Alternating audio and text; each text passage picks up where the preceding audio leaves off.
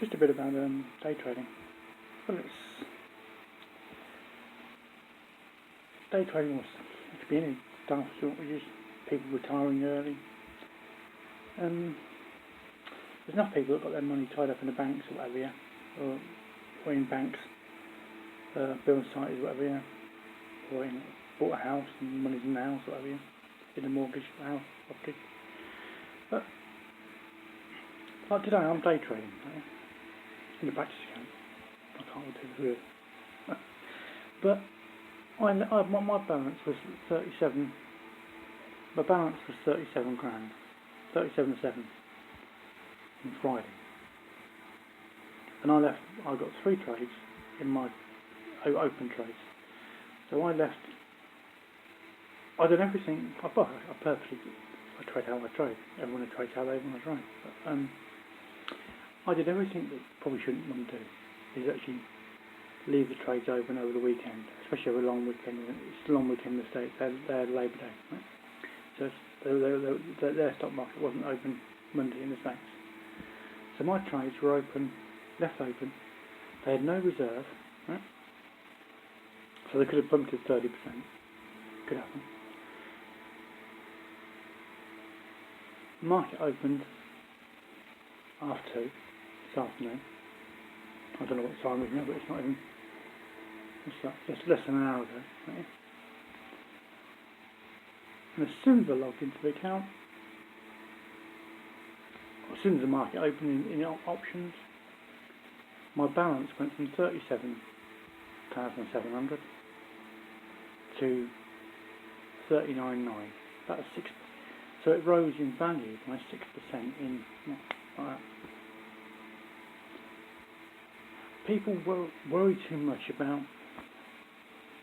Yes, there's a reason why you put stop losses in, so you prevent the market gapping down and losing money. Yes, that's what you should do, because that stops. You haven't then got to really know much about trading, as long as you put your stop losses in, because the trade will stop you out of the trade. If it goes too much, it closes the trade. So you haven't got a trade. If it goes down past your stop loss, your trade's finished, because it just actually stops you out of the trade. But sometimes you won't get the upswing if you don't let the trade go down below a stop loss. The stop loss can stop you out of the trade, and it then depends on what you're trading, what stocks you're trading. The stocks I buy, don't buy it based on what I buy, because I just trade in a practice account, right? Yeah? If the practice account goes bust, it just reopens again. In real money, it doesn't. But I buy based on a principle. I think the tech giants, who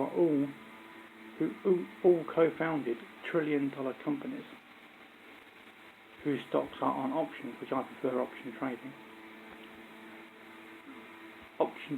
Buying options in trillion-dollar companies, with the founders worth close on nearly 100 billion each, which means it doesn't really matter what happens, because one, they've got equity in the company can buy anything it wants to, pretty much, on earth, and if the founder wants to buy a tech concept for themselves, they're worth 100 billion each, so they can afford anything to buy. So basically, there's no real situation they can't cope with or buy themselves out of, effectively. So, and if we had a recession, people would be at home, either working remotely or not working at all, and they'd be online, either on a Google, on a tech giant based platform, which would be creating content, either via posts, videos, or whatever, which would be giving the tech giants content which gets them advertising dollars, even in a recession. So the stocks are almost like recession-proof, almost. That's the stocks I buy. It doesn't really matter which one they are, but my balance today opened up and gained 6% straight away. Right? A person could leave their money in the bank all year. This is not financial advice. Excuse me, because I'm not qualified to give financial advice. Seek independent financial advice. I just day trade in a practice account. And I would trade the same way in a real account. But most savings now wouldn't get 6% every year. More and more people are day trading online because there's people on YouTube showing how to do it. Professional people that show you how to do it. Trading for real.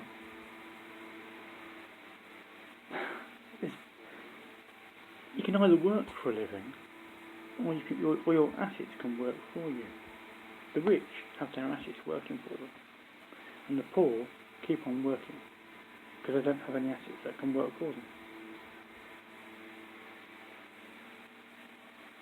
My domain names, those digital, intangible, illiquid, right? But they just sit there and do nothing. Right? What they do until someone either wants to buy one or not. But that's usually not the case. See, I've got a problem here, but that's a story in itself, right? But no, but that's people worry about that the stock market is going to go down, and the thing is, they're wearing out at the top, so it probably will. But we had a recession last time, 2008. From that recession, cryptocurrency, Bitcoin, was invented. Look where it is now. And in 2008 we was down here in the recession. And 2021 we're up here. So we've still gone, even from the recession, we've still gone back up to where we were, and we've actually broken records. So we're now higher than, the stocks are higher than they were then. So we've actually gone through the barrier from a recession. So even if we had a recession now, because on day trading you can short sell, you can go long, which means you can make money going up, and you can go short selling, which means you can make money going down.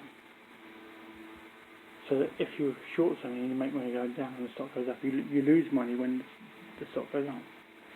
And if you're going long, either on options or whatever, on a stock, on options, and the stock goes down, even though it's going up, if you make money going up, you don't want to. The stock doesn't want to go down.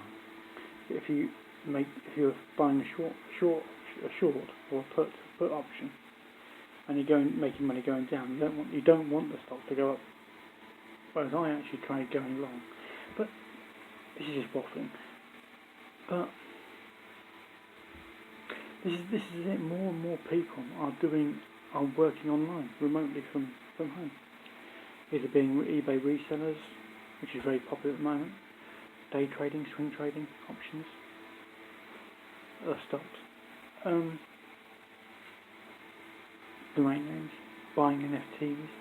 People are working more remotely, and I didn't have to. Okay, my balance is a practice account trading balance. If that was for real, okay, 6% on a 60 grand balance, that's 6 grand, instant, right?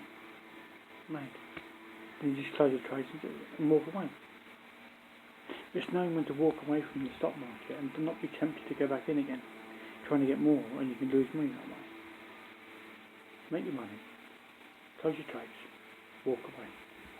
That's says here you has left his trades on, so it could go down. Right?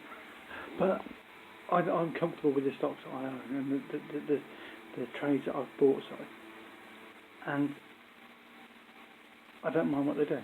If they go down 20%, I'm not a problem with it, because I can trade accordingly to how the stock goes, how the stock is performing.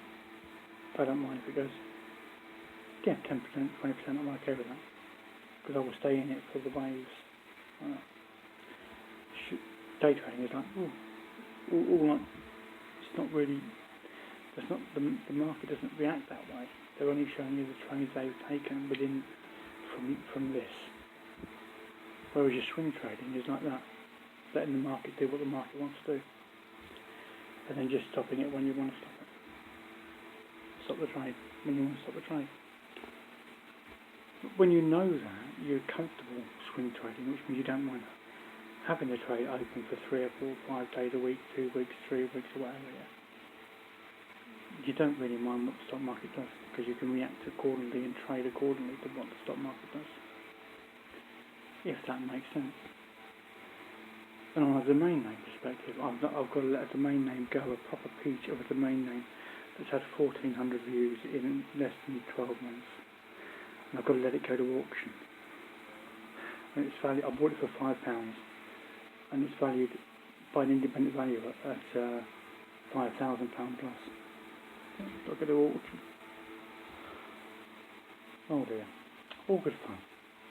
And I'm looking for work at the same time. As a driver, an unemployed driver in a driver shortage.